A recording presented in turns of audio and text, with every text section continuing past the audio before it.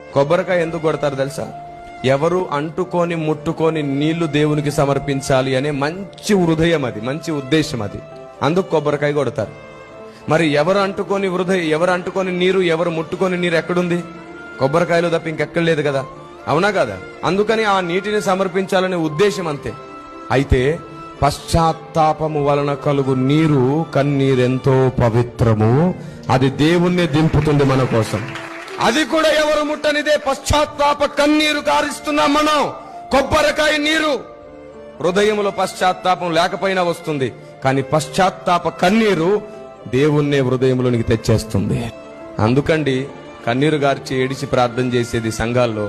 ఏడుపుగొట్టు మొకాలం కాదు, మొత్తం ఏడుపుగొట్టు ప్రపంచాన్ని బాగు చేద్దామని ఏడుస్తున్నాం. దేవునికి స్తుతి కలుగును గాక. ఆమేన్.